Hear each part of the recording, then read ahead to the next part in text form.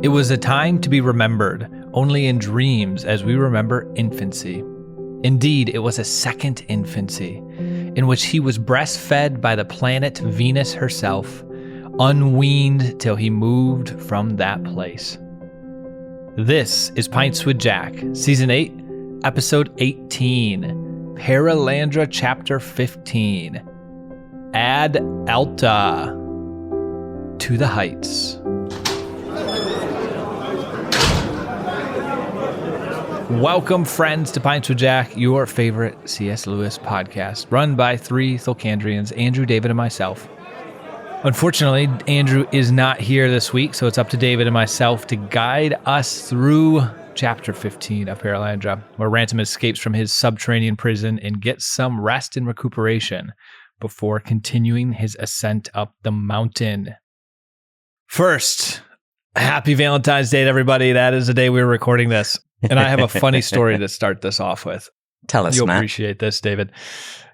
My wife was listening. Well, first of all, let me start with the beginning part. So my wife was joking about how she's like, it's Valentine's Day. Oh, I can use this as an excuse and be like, oh, I can't believe I have to do this on Valentine's Day, or I shouldn't have to do this on Valentine's Day, or, you know, whatever you put in there, whatever you want to put in there.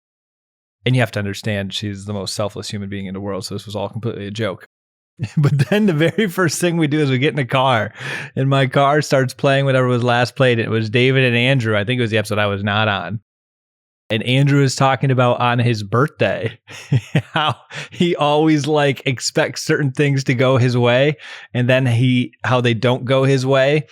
It's like an opportunity for self-centeredness, and he needs to resist that. And so he just looks over at me with this face, feeling very, very seen, as if this was getting called out.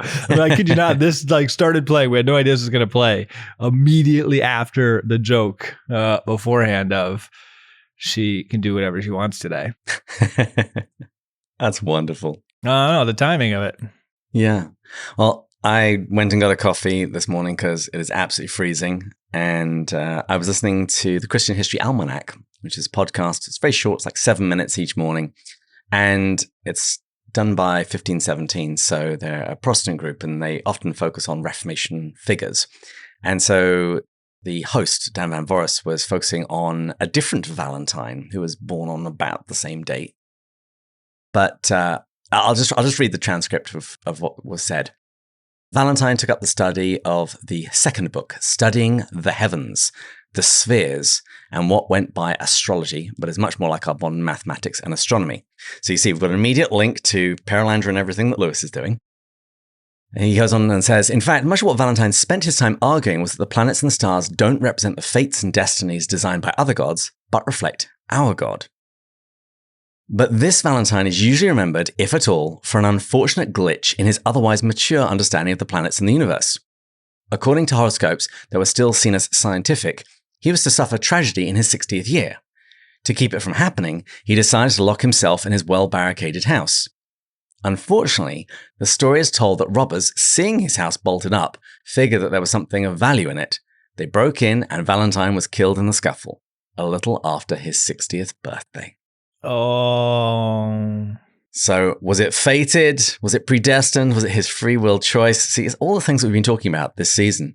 That's like that psychology principle where, what do they say? When you have a deep fear or a wound, you tend to actually make it happen by trying to avoid it. It's like the people that have fear of abandonment will control and try to minimize any chance of abandonment to the point where the actions and behaviors that they end up doing to prevent abandonment will push the people away. And then abandonment will by definition come. It sounds like St. Valentine or whoever this was did the exact same thing. Yeah, no, this isn't St. Valentine. This is Valentine Naboth. That was his name.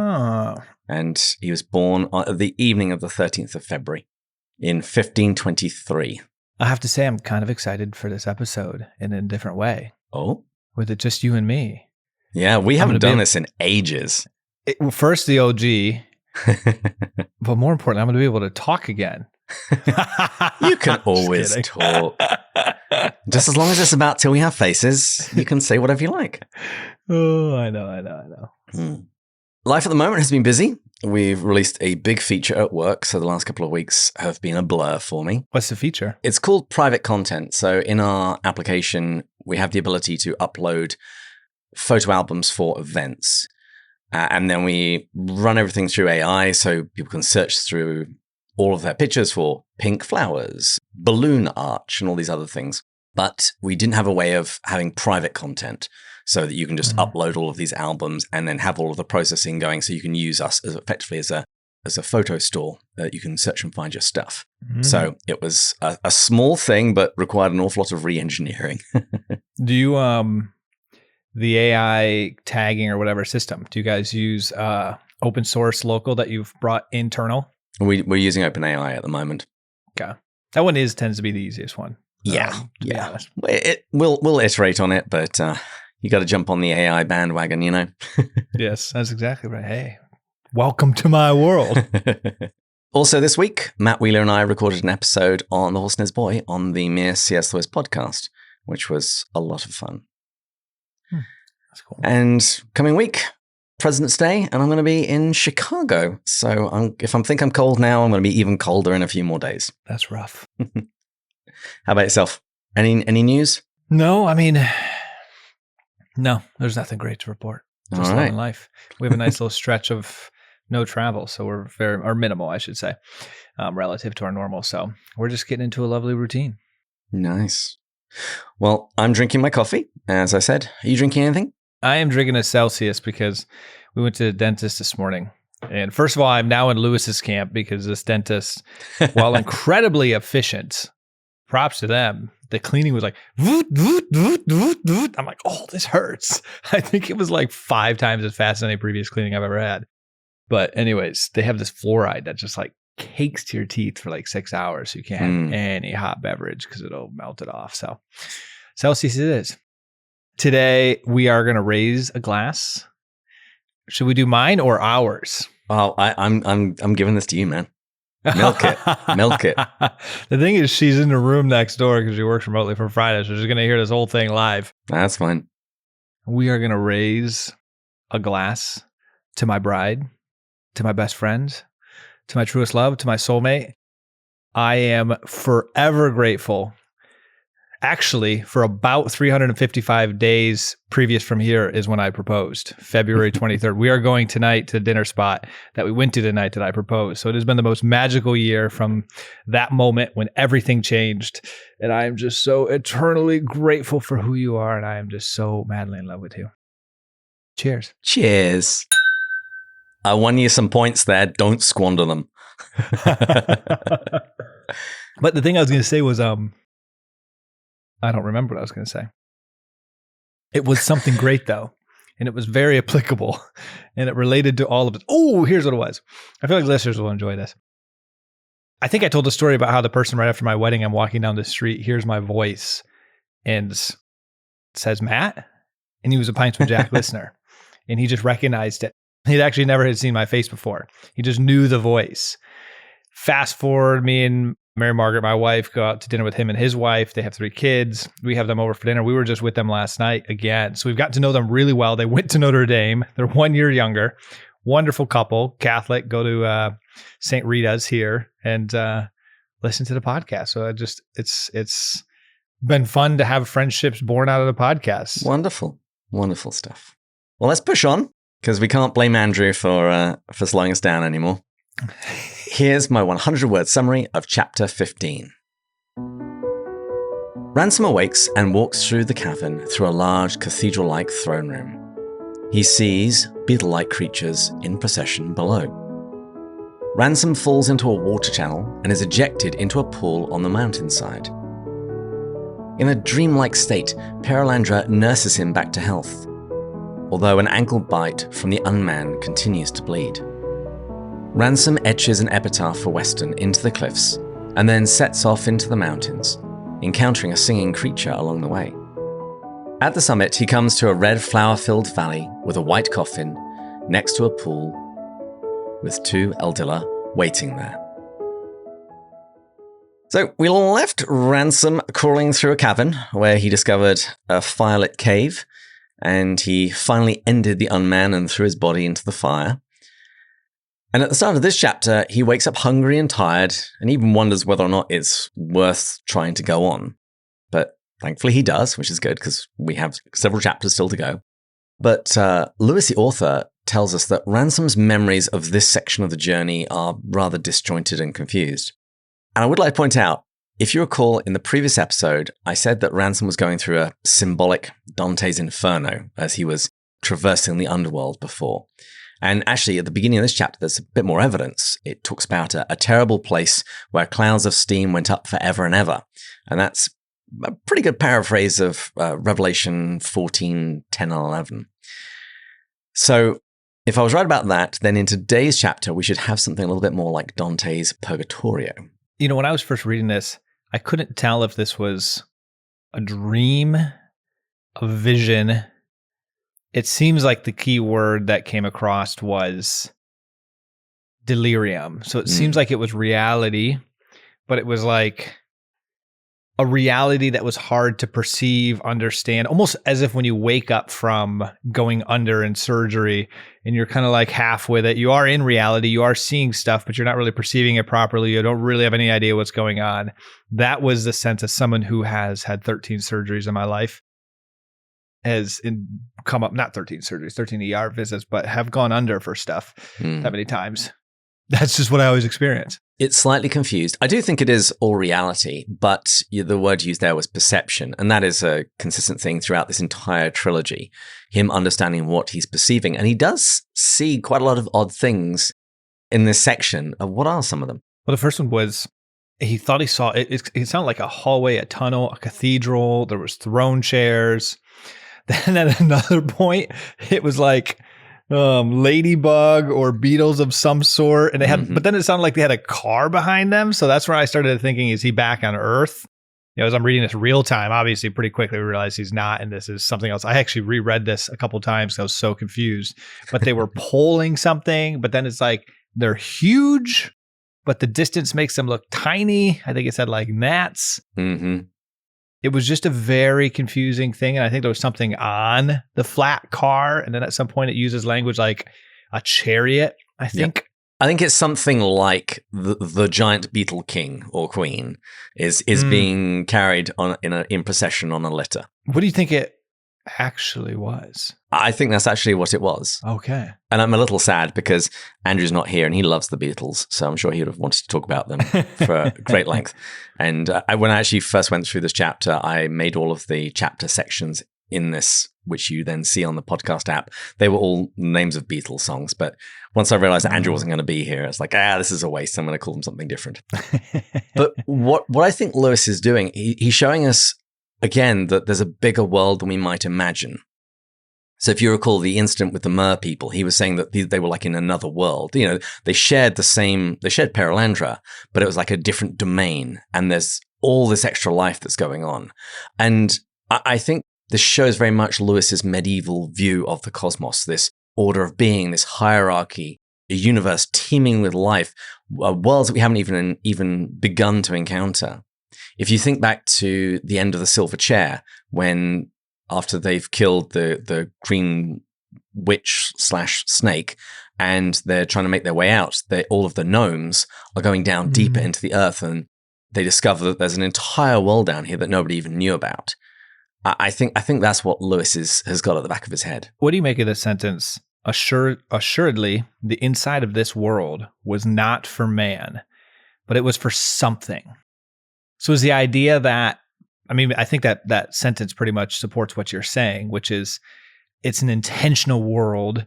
We share this world. There's a hierarchy. Man is important, but there's more to this world than just man. Is that what you kind of think that he's trying to say? Mm-hmm.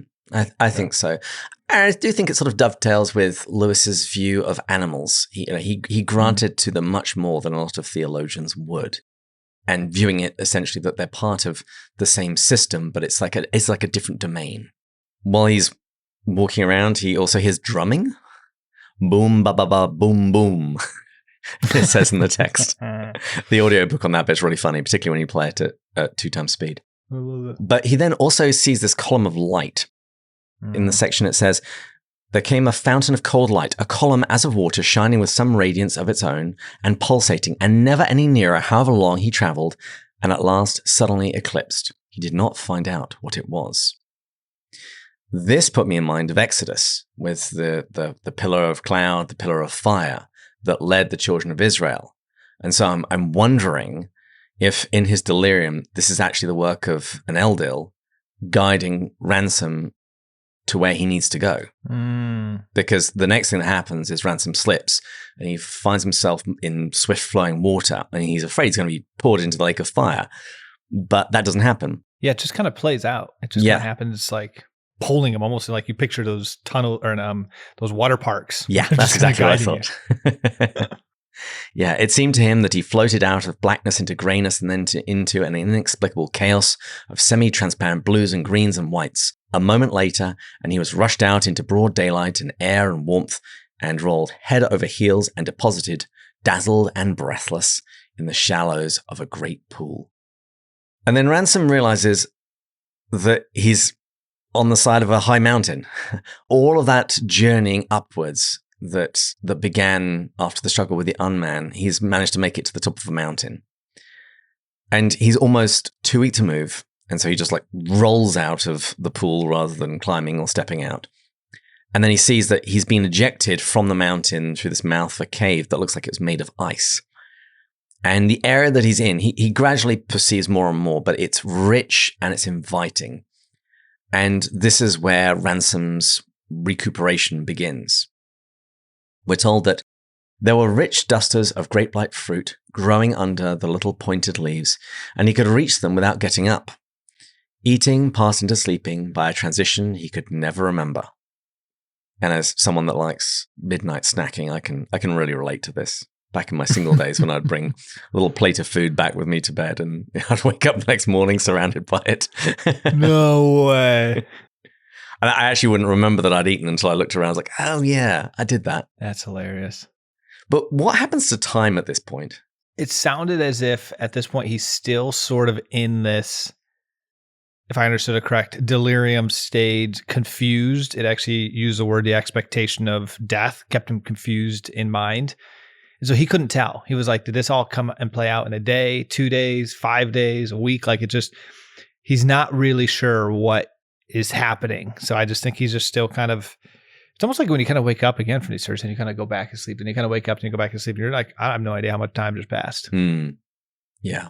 And Lewis, the author, says that he actually thinks it was 2 or 3 weeks that all this went on. And if you recall, right back at the beginning of the season, I described Ransom's arrival on Perelandra as being like birth and infancy. And we have something of a recapitulation here. It says, it was a time to be remembered only in dreams as we remember infancy. Indeed, it was a second infancy, in which he was breastfed by the planet Venus herself, unweaned till he moved from that place. That was our quote of the week. What do you make of that? Well, it felt, I want to say a number of things came to me in the moment. And he just went through this journey, a journey he was guided on, a journey that was painful, a journey that did require agency, a journey that had doubt and fear, but no doubt was being guided as we've talked about this entire time. So now he goes through this. It's almost like, my good and faithful servant, well done. Now I'm going to restore you. And so I got this really beautiful, tender, nurturing sense where the lead up to this was not like you're hung out to dry. He was very much being guided, but it's like, you're going to be growing right now. I'm going to be using you, challenging you. I will be there with you. Now it's like recover. It's like when Christ goes into the mountain and needs a little bit of recharge time. It's like time to come back and let me form you in a different way. You could also say like a death and rebirth is kind of happening a little bit too as you've gone through the journey. So I think both of those probably are quite related. Yeah, I've entitled this section Born Again. And, he's just been basically pushed out through an orifice in the mountain and landed in water. I guess it does connect with our Plato Cave thing we talked about yesterday. Like now that he is, yesterday, last episode. It feels like yesterday. It does feel like yesterday. Yeah. So like that new understanding of reality, fully accepting it, fully surrendering, making that decision. Like there's just a new being here. And we start to see that. Like he literally, at some point, I remember it saying, it wouldn't have changed if I died or not. Like he just didn't really care. Or I'm in the present moment. Like it's just a different person. Yeah. And we're told that 3 impressions of this long Sabbath remained with Ransom. The endless sound of rejoicing water, the delicious life that he sucked from the clusters which almost seemed to bow themselves unasked into his unstretched hands. And the third is the song, that now high in the air above him, now welling up as if from the glens and the valleys far below, it floated through his sleep and was the first sound at every waking. It was formless as the song of a bird, yet it was not a bird's voice. As a bird's voice is to a flute, so this was to a cello. Low and ripe and tender, full-bellied, rich and golden brown. Passionate too, but not with the passions of men. Beautiful. Yeah. He's a different person. I wonder what Lewis is trying to communicate. Maybe we get this later. Maybe we don't at all. This is obviously the ideal state. Is this the hero's journey? You have to go through what we just saw. You have to fight evil. You have to punch it in the face. You have to wrestle the intellectual and the physical, the growth. Is that like meant to be our lives are going to look like that in their own sort of form and expression? And then the idea is to come to what we're reading now, being in the present moment, not fearing death, changing of desires and passions. I mean, what are your thoughts? I think this is a spiritual journey. And to back up my own theory, I think this is Purgatorio. This is the restoration of Ransom, the healing of his wounds after his travail, and in preparation for whatever's going to come next. And if last chapter was Inferno and this is Purgatorio, I think we've got a good idea as to what he's about to encounter when he eventually reaches the top of this mountain. I like this. The text says, when he was cured and his mind was clear again. So this is a process of restoration. And this is when he now really starts to see where he is. He discovers that what he thought was ice is actually a kind of translucent rock. And that there's a lawn of blue turf, and it drops down into a series of cataracts, and he sees flowers, a wooded valley, mountaintops. And he's clearly very high up, because when he sees birds, he actually looks down upon them. And the only noise is this song, which we're going to come back to later. And not only that, it says that the whole place was subject to mists. It kept on vanishing in a veil of saffron or very pale gold and reappearing again, almost as if the golden sky roof, which indeed looked only a few feet above the mountaintops, were opening and pouring down riches upon the world. So Ransom is in this place of blessing and restoration. And as a few more days pass, he discovers the state of his own body. It shows how unconcerned he has been with basically everything. He's just been healing, he's just been eating, he's just been sleeping. But he now starts to discover what's the state of his body. So how's he doing? I mean, you already alluded to the healing part of it, but I think what I want to point out is even at this stage, after some of this sleeping, he's still fragile. And this is where we learn about the injury on his heel. But I think what I want to state first here is this is probably the first time we realize, going back to this journey, Purgatorio, the comments that I made, Lewis is not sugarcoating this journey. The spiritual journey is rough. We take on wounds. This is a battle. This is like Wild at Heart. We are called to be a part of this battle for the kingdom. There's good, there's evil. If you just sleepwalk through this, if you don't understand the spiritual life, the spiritual practices, the sacred rhythms are meant to prep you to fight this fight and understand you are going to take on wounds, you're missing the point. And if you really think about the gospel message, I mean, think of the scars that the apostles took in Christ, obviously to the point of death. And so I don't think I actually realized any of that until this point. I don't think it comes across super clearly. You almost take for granted in the moment that Ransom is just somehow being supernaturally healed every second of every moment, which that's not true. He is, I don't think Lewis actually, ironically, plays it up well enough, the battle scars that are happening in real time. But we're now starting to get that sense here. There's a line, I think it's in the end of Samuel 2, when David David says the line, "I will not offer the Lord a sacrifice which cost me nothing." Mm. And here we see that Ransom, as a ransom, has had to sacrifice a lot. Mm-hmm. And you mentioned the injury on his heel. It seems that the unman bit him at some point. And this is the wound which won't stop bleeding. And of course, there are very strong echoes here to the Bible and Genesis 3:15 with the proto-evangelium, when God says, "I'll put enmity between you," he's talking to Satan, "and the woman, and between your offspring and hers. He will crush your head, and you will strike his heel." And Ransom has quite literally crushed the head of the unman. So it's very appropriate that his heel should also be hurt. But really interestingly, he's actually not worried about this. It says, neither the future nor the past really concerned him at this period. Wishing and fearing were modes of consciousness for which he seemed to have lost the faculty. And that's an almost identical line. Andrew will be jumping in here. This is almost identical line from The Last Battle, when Lucy says, "Isn't it wonderful? Haven't you noticed? You can't feel afraid even if one wants to."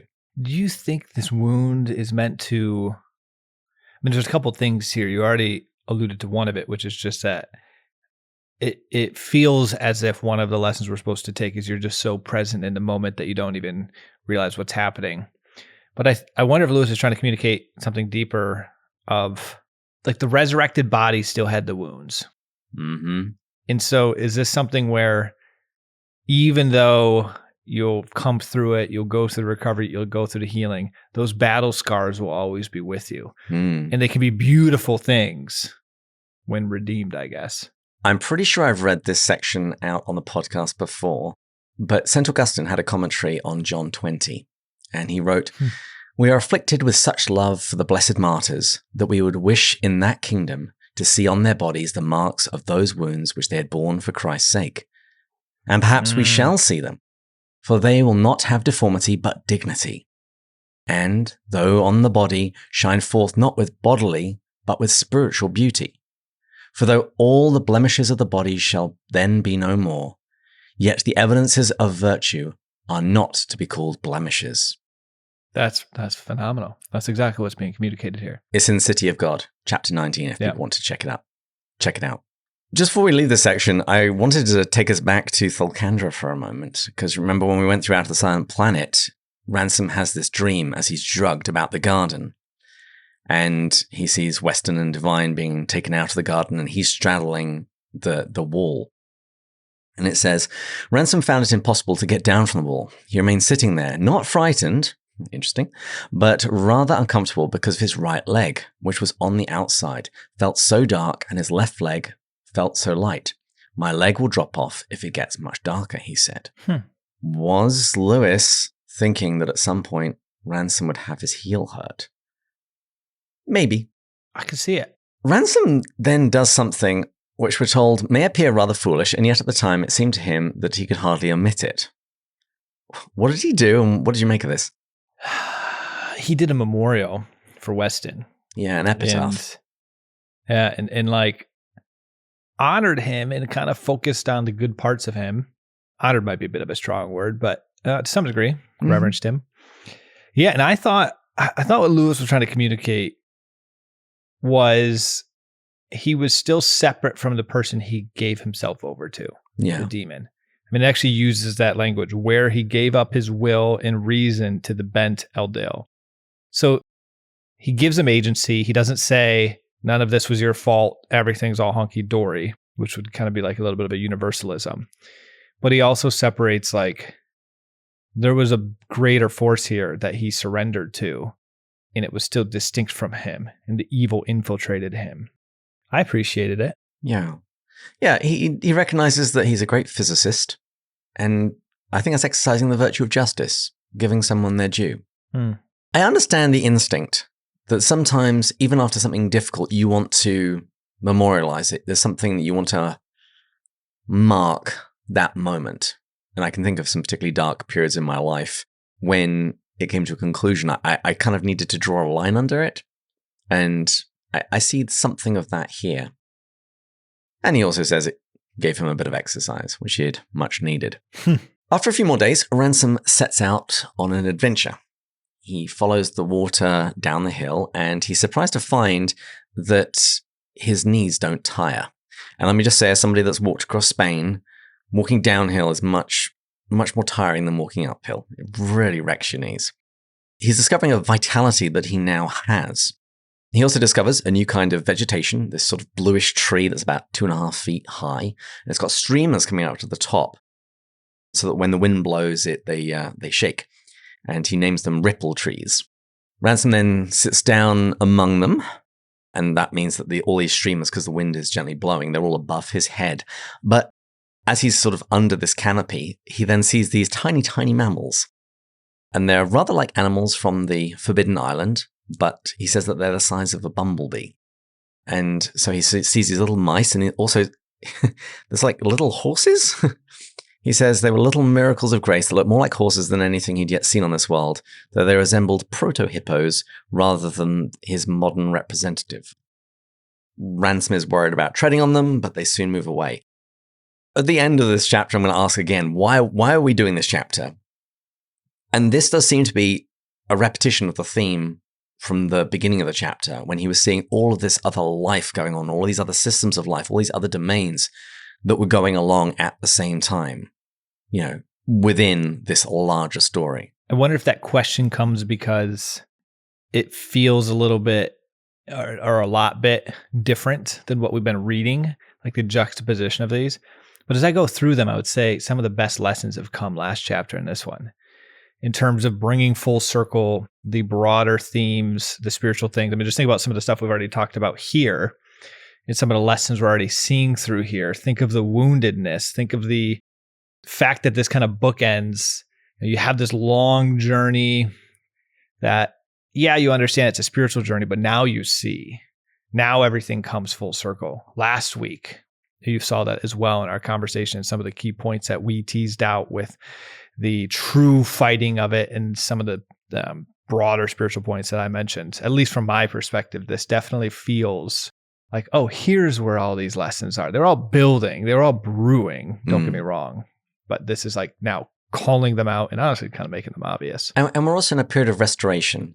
The text of this chapter and beyond is much more how it was when Ransom first arrived on Perelandra, as he's exploring the wonder of the world. We don't have the threat of the unman anymore, or Weston. And do you think all this other stuff was already here going on? Mm-hmm.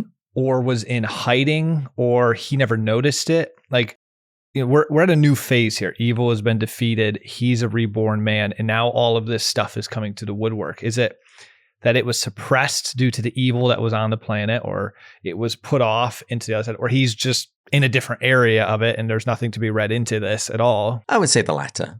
I don't see why the presence of Weston should have such a great impact. His real impact was averted. And we are somewhere new. So yes, I would just say he's just exploring a new part of the land that is increasing in beauty. Now Ransom carries on and he comes to the wooded valley that he had seen earlier. But before he begins the ascent, he tries to track down the source of the singing. What does he find? I think the simplest way is a cuddly, big, fluffy black dog the size of a mini elephant. If I had to describe it. I went looking for pictures because I've seen artwork of the creatures, for example, on Malacandra, but I couldn't find anything for this. I think this could be a truly horrendous AI image that I'd like you to generate for us. Honestly, I should feed this into an image generator and just see what it comes up with from the description, because the sheepishness, the shyness, I mean, there's some beautiful characteristics that are described here. Obviously, the beauty and the singing. I thought it was... Honestly, I wanted one of these myself. Yeah, you always wanted like not a wolf. What are they called? One of the a husky. Husky, thank you. Yeah, so if you could get a husky that could sing, it's like Balto. A dog couldn't, but a wolf. Now you mentioned shyness. I think that is it, because he says that this was the first creature that he'd found on Perelandra which seemed to show a fear of man, because it keeps running away.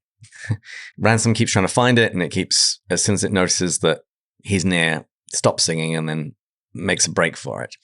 But it does seem to be the fact that it's not afraid, it's just shy. It prefers to be by itself.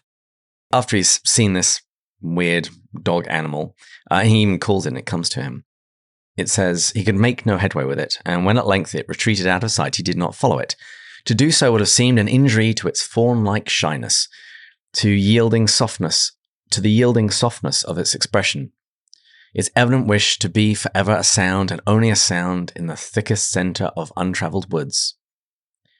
And then it says, Ransom resumed his journey, and a few seconds later, the song broke out behind him, louder and lovelier than before, as if he was rejoicing at his recovered privacy. I wondered, is this basically Lewis? Is Lewis this singing dog? I just want to be left alone. Go away. David, privacy? Oh, I don't Privacy. know. I don't know what privacy is or privacy. Hey, I'm going to be a US citizen probably in about a month, so I've got to practice. But we're going to celebrate. I don't know what such a thing is. Since you have kids, you don't get to poop by yourself. You rarely get to sleep in a bed by yourself. When you're looking for a quiet moment, sitting down with a book, somebody wants to play. I love it. Having found the source of the singing, Ransom then turns to make his ascent of this great mountain that's ahead of him. And although it is very steep and he has to go up on hands and knees, basically, yet again, he doesn't seem to tire. Once again, he has a vitality, probably from Perelandra itself, this nurturing Venusian planet. This thing has nourished him such that he can run and not grow weak. And he passes through the ripple trees, which actually made me think, as he's going up this steep ascent with these ripple trees, it would look like he was effectively climbing up a waterfall. And we mentioned the last battle already this episode, and it's very much like that scene in the last battle when they're running up a waterfall on their way through heaven, effectively. I think that's significant. But we're told he went on unwearied, but always bleeding a little from his heel. He was not lonely nor afraid. We've spoken about the last battle on that already. He had no desires and did not even think about reaching the top, nor why he should reach it.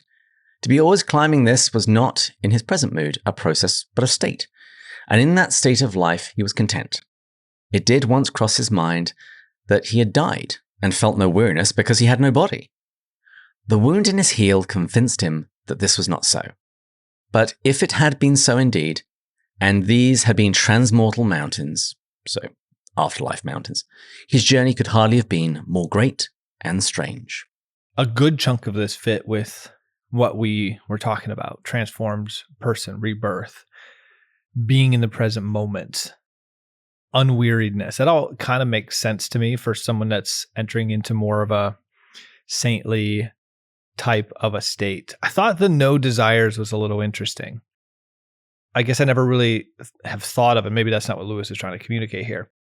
I never really thought of when I complete a spiritual transformation in life on this side or next side, that I'll have no desires. I just thought they would be purified desires. I thought desires would be flaming still, particularly the desire for the Lord, desire for goodness, truth, beauty. So I guess that, and maybe this was not what Lewis was trying to communicate here, but that did cross my mind. I think your instinct is good. I think what's chiefly trying to be communicated here is the sense of peace. In the same way, the fathers would call these the passions. He's not being buffeted by his body anymore, requiring stuff. He's at a state of peace as he is ascending the mountain. And the chief image that came into my mind when I was reading this section was the Great Divorce. It's the journey from the foothills of heaven up the mountain. That did cross my mind, the Great Divorce throughout here. Now, Ransom sleeps beneath the ripple trees that night, and he continues his journey the next day, climbing through some dense mists. And then he has this odd feeling. It's the idea that he's entering somewhere holy. It says, and now he began to feel a strange mixture of sensations, a sense of perfect duty to enter that secret place which the peaks were guarding, combined with an equal sense of trespass. He dared not go up that pass. He dared not do otherwise. Do not dare not to dare, Lewis is going to write later. He looked to see an angel with a flaming sword. So he's expecting, it's like I'm going back into Eden. Where is the angel guarding the way? But he knows that Maleldil bade him to go on.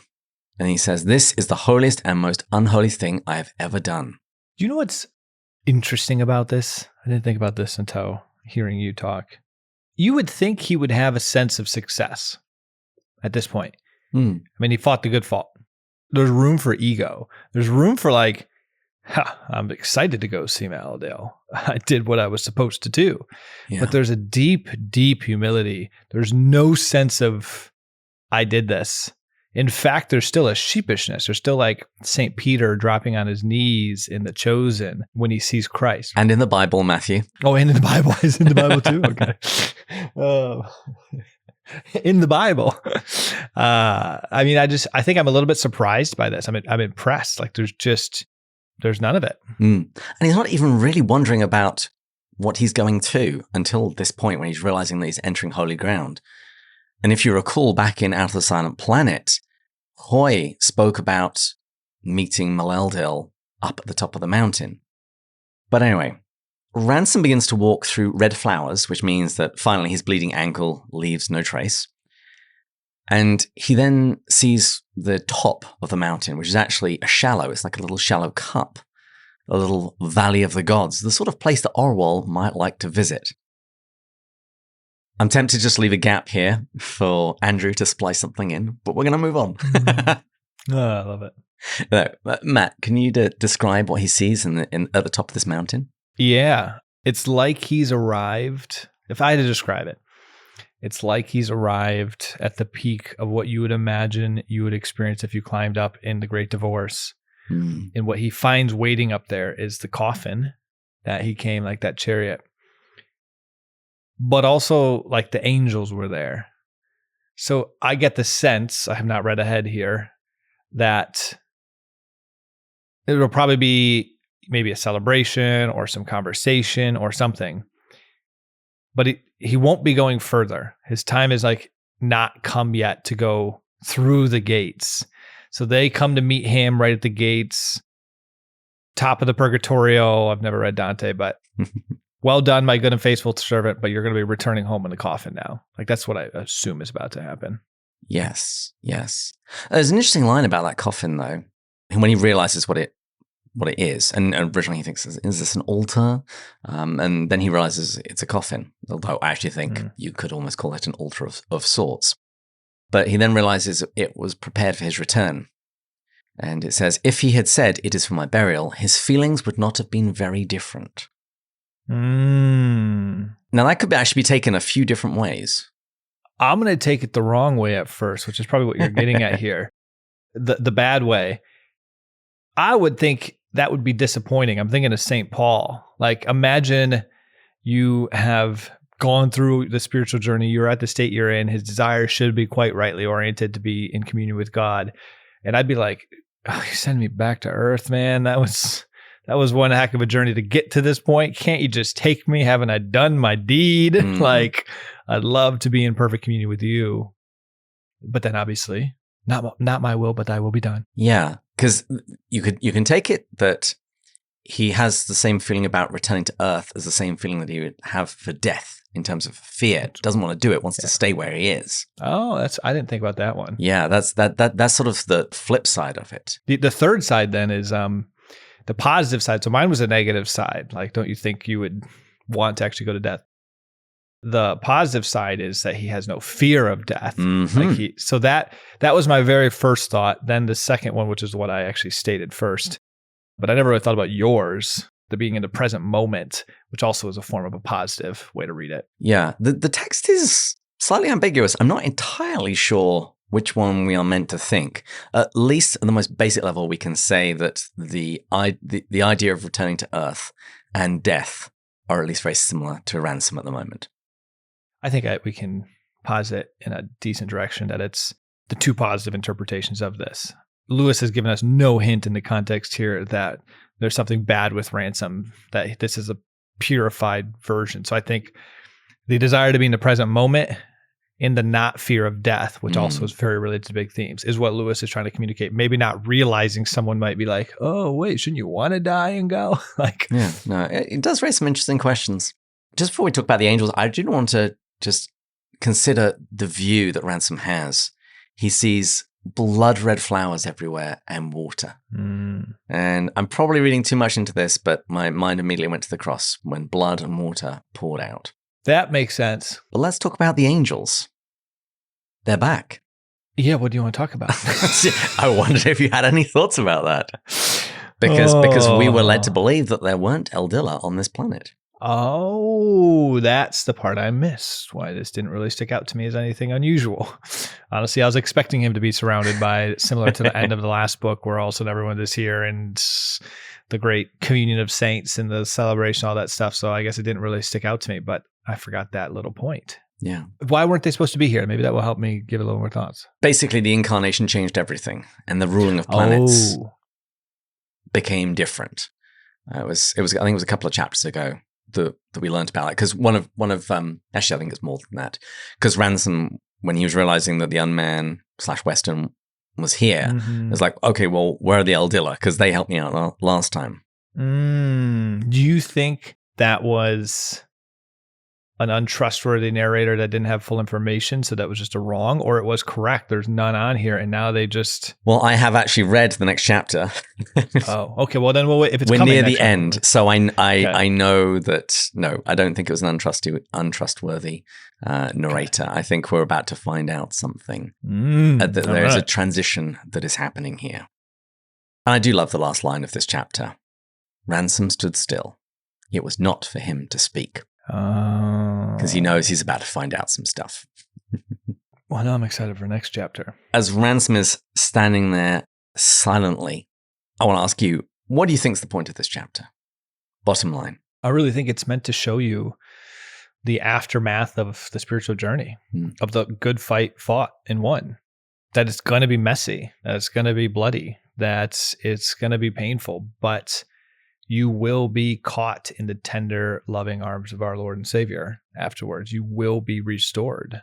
I mean, that's what stuck out to me, was just, this was brutal. I mean, it took weeks for him to recover, allegedly, after all of this. But I think seeing that state of being in the present moment, I mean, my goodness, how many secular books have been written on the power of now? I mean, everyone dreams and desires to be in the state that he's in, where your body's not ruling your passions, or your passion's not ruling your body.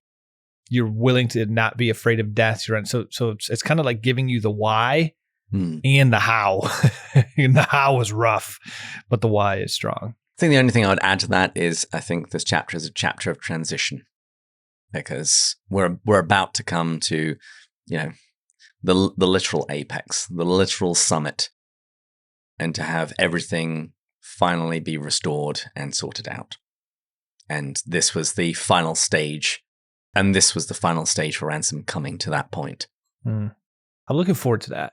Not to push back too much, but I would have been very fine if he got, like, I think this could have been the conclusion, and I think plenty would have been gotten. Like, I could have, I'm excited for the next chapter for sure, especially now that you just told me that it's going to be a lot of conversation. It is going to be kind of what I was thinking. And it is fun to wrap it fully and put a bow on it. But like, if he just got into the coffin and went back home, I would feel as if this was a concluding chapter to this time in Perelandra. I'd be okay with it, I should say. I am excited for the next one still. That's good, because you and Andrew may be doing it by yourselves, because I'm going to be in Chicago when you guys said that you might be able to do it. So that would be fun, actually. I'm glad you're looking forward to it. Yeah. And we have been mixing things up in the last few weeks with who's been recording with whom. But we will be finishing the final chapter with a special guest. That's all I will say. Yeah. And listeners are seeing, like, it was really due to me screwing up because of getting married in a honeymoon. We didn't have near as much of a backlog, but it does get tough to, like, consistently keep our exact recording schedule with 3 people. It's also Andrew. He suddenly announced he couldn't do it for the next 3 weeks. I was like, but we literally, like, we always have a huge backlog of 6-7 episodes, so we can afford to just miss and jump to the next. Sometimes we do. That's not this season. This season has been very hand to mouth. Yeah. I hear the call for final drink, so we just want to say thank you genuinely to our intern Julia, our sound Taylor and Sarah.